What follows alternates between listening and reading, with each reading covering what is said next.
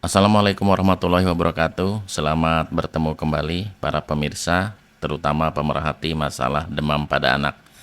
Kali ini saya akan menyampaikan informasi tentang pencegahan demam pada anak. Sehubungan dengan tema kejang demam pada anak, ini adalah salah satu tema yang paling banyak diminta untuk dibuatkan video. Jadi untuk mencegah kejang pada anak yang demam itu kita mulai pada saat dia menunjukkan tanda-tanda demam dulu ya. Karena demam inilah yang menyebabkan dia kejang. Jadi ketika ada tanda anak sakit yang mengarah ke demam, Anda harus aware, Anda harus hati-hati. Jangan dipaksakan untuk bepergian, untuk kegiatan sekolah, kursus les atau yang bisa membuat dia capek ya. Pokoknya harus istirahat di rumah. Dan yang pertama ini adalah nasihat untuk anak yang demam adalah untuk memperbanyak asupan cairan. Karena biasanya anak yang demam itu kurang mau makan dan kurang mau minum sehingga dia dehidrasi. Jadi demam yang tinggi itu pun membuat dehidrasi, asupan yang kurang juga membuat dehidrasi. Karena demam tinggi itu terjadi penguapan ya. Jadi yang pertama yang bisa dilakukan pada anak yang demam adalah cukupi asupan cairannya. Nah, yang kedua, pada anak yang sensitif terhadap demam yang sering bisa jadi kejang, itu Anda harus super ekstra untuk menyediakan atau memberikan obat turun panas secara dini dibandingkan dengan anak-anak yang lainnya. Karena pada anak Anda yang mudah kejang, itu mungkin suhu 38, 37, sekian itu sudah bisa membuat anak Anda kejang. Makanya turun panasnya harus lebih agresif ya. Jenis turun panas yang paling aman dan yang paling direkomendasikan sebenarnya paracetamol. Paracetamol ini jangan kaku Anda melihat dosis di kemasan obat. Misalnya untuk anak 10 kilo diberi dosis 1 sendok paracetamol atau sanmol misalnya, itu jangan kaku seperti itu. Pada demam yang lebih tinggi boleh diberikan dosis yang lebih. Jadi yang tadinya 1 sendok bisa jadi 1,5 sendok pada anak 10 kilo. Kalau anak 20 kilo yang tadinya 2 sendok bisa jadi 3 sendok kalau paracetamol atau sanmol. Tetapi pabrik sudah menyediakan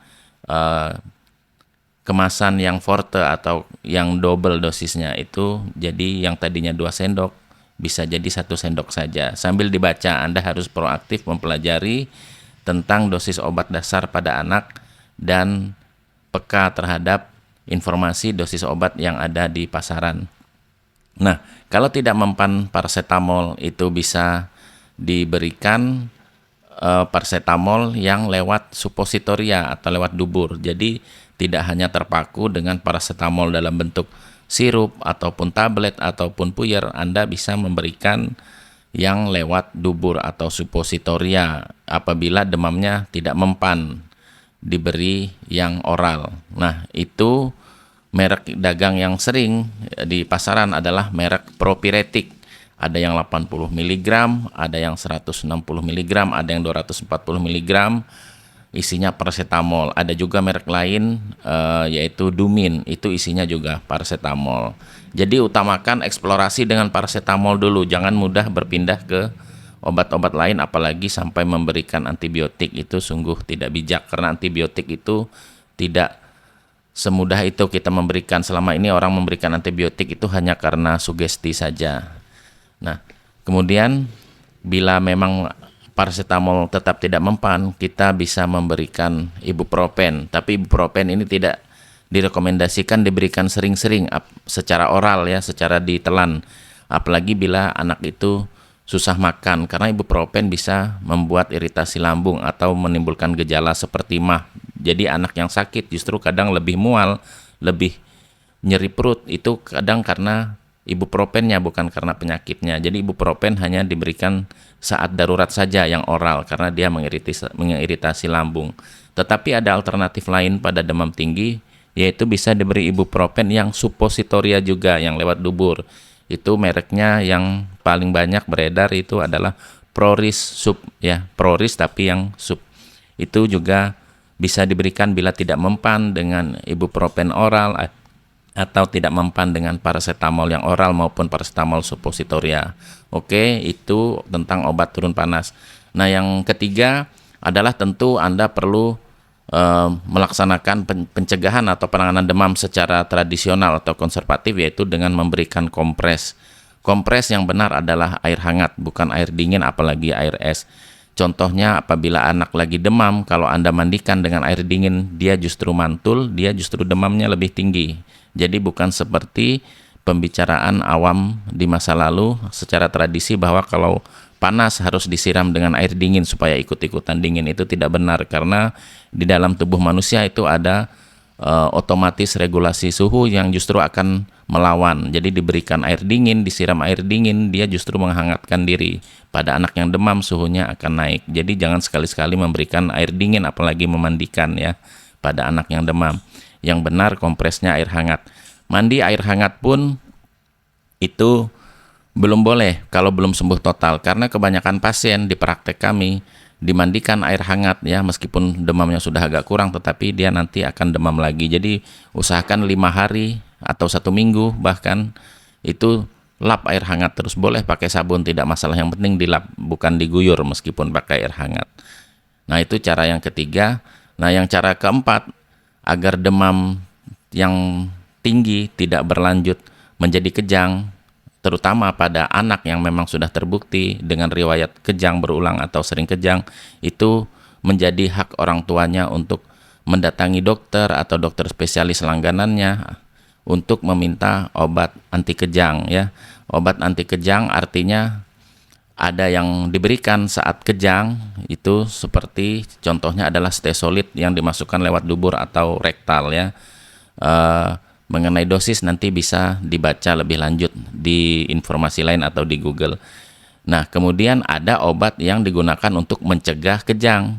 Obat pencegah kejang ini biasanya bentuknya tablet, tetapi sama dokter atau dokter anak itu biasanya dibikinkan puyernya karena yang mengkonsumsi anak balita. Jadi sekali lagi, obat untuk kejang itu ada 2, yaitu obat saat terjadi kejang seperti stesolid yang dimasukkan lewat dubur rektal saat kejang terjadi, ini mengandung diazepam. Kemudian obat yang digunakan untuk mencegah kejang pada saat anak Anda sakit demam, apalagi kalau demamnya tinggi, supaya tidak berlanjut menjadi kejang, ini biasanya dalam bentuk puyer, isinya bisa diazepam, bisa phenobarbital. Tetapi diazepam, phenobarbital itu tidak sembarangan untuk membelinya di apotek secara bebas, karena dia masuk golongan obat-obat keras atau obat-obat penenang ya. Saya kira itu saja ya. Kesimpulan yang pertama, secara konservatif dulu, istirahatkan anak Anda, hindarkan dari angin yang berlebihan, dari kecapean. Kemudian cara konservatif yang kedua adalah penuhi asupan cairannya, harus lebih banyak makan. Kalau tidak mau minum bisa dengan kuah sayur-sayuran ya, misalnya kuah sup dari Kentucky misalnya, karena anak suka dengan gerai-gerai makanan yang modern, misalnya diberikan sup dari Kentucky atau dari McDonald misalnya, seperti itu. Cara konservatif yang ketiga adalah dengan pengkompresan air hangat. Kemudian keempat, pencegahan dengan paparan air dingin, jangan dimandikan dulu ya.